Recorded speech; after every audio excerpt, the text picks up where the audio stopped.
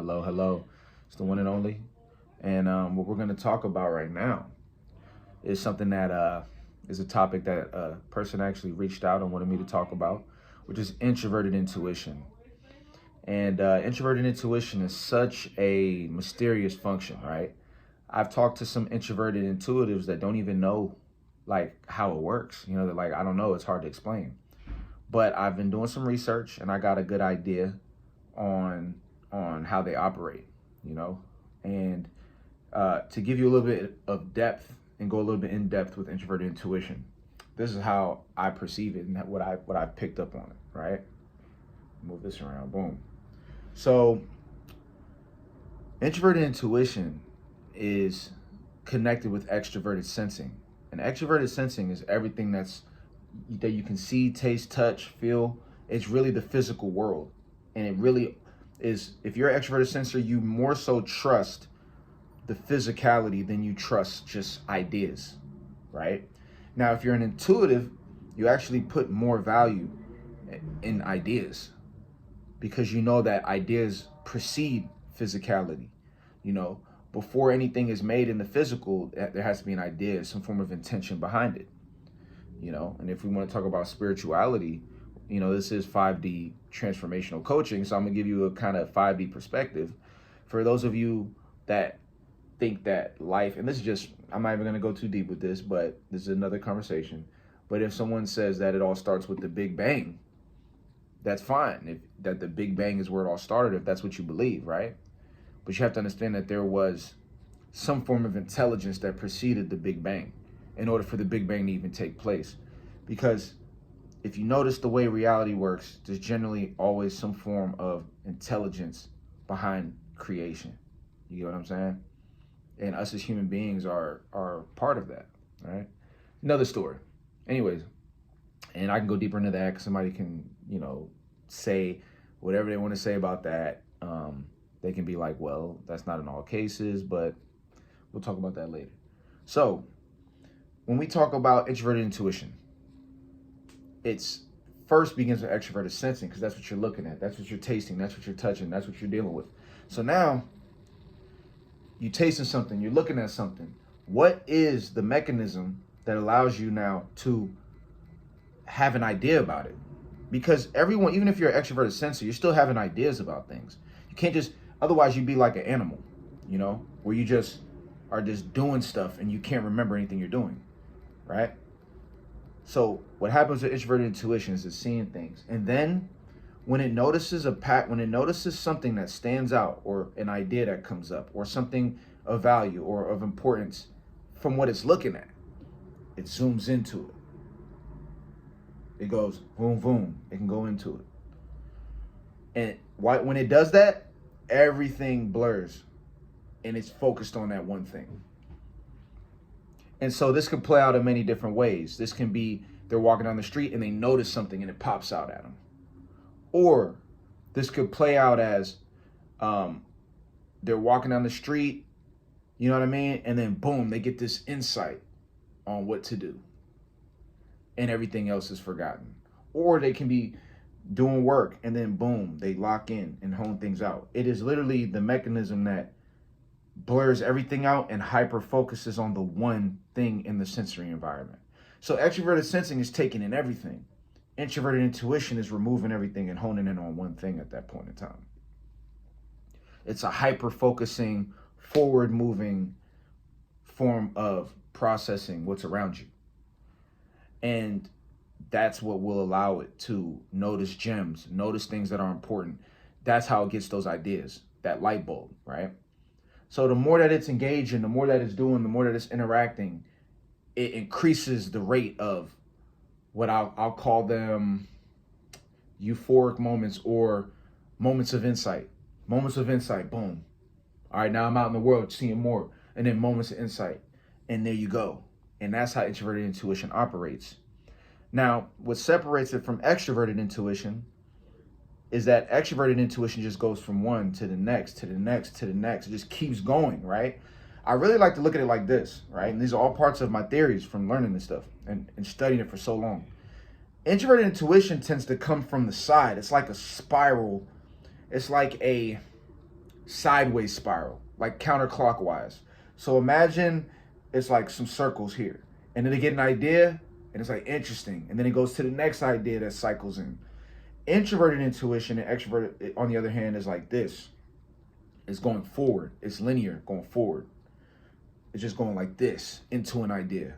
Then it comes back to what's going on. Then it gets pulled into another idea. It's pulled into another idea. It's like flashing insight. Then it goes toward that idea. It blocks out everything and moves toward that idea that it got an insight about. Extroverted intuition gets a good insight, and then it goes and then it connects to a bigger one and it's just connecting and it's shifting around, and it has this big spiral of information that it has.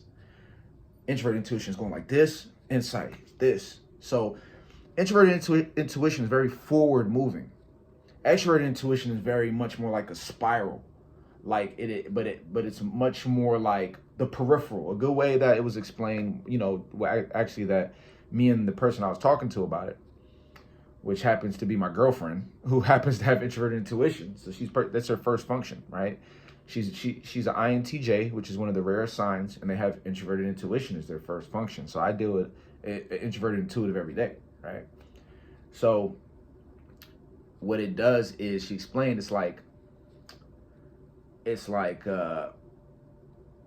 very much like zooming into something. That's how she described it. It's like you zoom into something and you hyper-analyze it. And she says, since I have extroverted intuition, I'll go to the next idea, and she's still focused on the idea that I triggered in her mind. So I'll be talking, sharing ideas, and she goes, boom, and hyper-focusing on that idea, and I'm just still talking, and it's like Charlie Brown. It's just like, wah, wah, wah, wah, wah, and she's just still focused on the thing I said like a minute ago, because she honed in on one thing. Extroverted intuition is more of it's building on ideas. Introverted intuition more so blocks everything out and hones in, right? So if you notice that, then it will tell you that introverted intuition is more of a deductive form of intuition. It's trying to clear out the extra ideas and get to the core idea. And then if you look at extroverted intuition, it's actually trying to build on ideas to get to the best idea. So they both are trying to get to the best idea, but introverted intuition is more deductive. It's deducting fluff ideas to get to the best idea. Whereas extroverted intuition is building on a bunch of ideas to get the best idea. So that's kind of the difference that you're looking at. Introverted intuition gets stimulated by experiences. That's why it's good for people if you want to tap into introverted intuition, do stuff, go out and do things, and then when you reflect on what you did, or better yet, because here's the funny thing, another big difference. Extroverted intuition, it builds on ideas, and then it goes back to look at past events. So it's very much like going way in the future and then coming back and then looking back in the past, right? It's not very much grounded in now. Whereas a person with introverted intuition, their insights are based on what's going on now. So they'll be using extroverted sensing. So that's why if you want to tap into introverted intuition, go play sports, go out and run, go out and do this, go out and try this. And then in the middle of doing that, you'll get an insight. So it's important to have experiences and keep yourself stimulated so that you can have these insights. Or if you're introverted intuitive, it will be through communication, right? You'll have good conversations with idealists, and they'll trigger things for you to think about. And that's how you'll be building on that. So, that's really big. That's a good start point. I'm gonna do a part 2 on introverted intuition. But I wanted to share some of those insights, especially for the person that had asked me some questions. And if you want to, and I'll give you one more tip if you want to tap into introverted intuition. A big thing that you want to do is pay a lot of attention to your environment. Be hyper focused on the environment, because wherever attention goes, energy flows.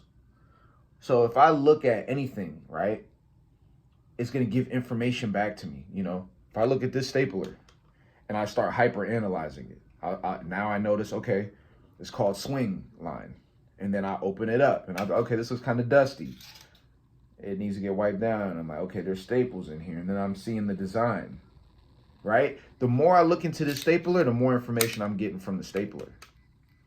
So the more you look at something with your eyes, right? The more you touch something, taste something, you're going to get information about it. Now, as you continue to do that, you'll get more high quality insights, but you can't get insights if you're not having experiences. So your mind has to be stimulated, or you have to be stimulated in doing things, and it's going to trigger these insights. That's a really good way to tap into introverted intuition. And then, and just notice things. Just the more you hyper focus on things, things will pop out to you. Period. Like if I'm driving and I'm starting to notice cars, and I'm like, let me actually pay attention to cars.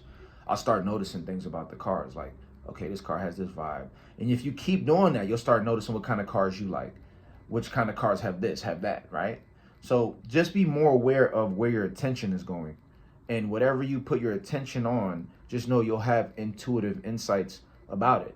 Now, if you're more of an extroverted sensor, you're not going to have as many insights, but you'll still get some. But if you're somebody that has introverted intuition, or if you're an intuitive person, you're going to get a lot of insights, especially if you're an intuitive person. You just need to be aware of what you're doing. So that's my message to you. I'm going to do a part 2. Don't want to talk too long. Make sure to like, subscribe. It's been a pleasure, and we will talk soon. Peace.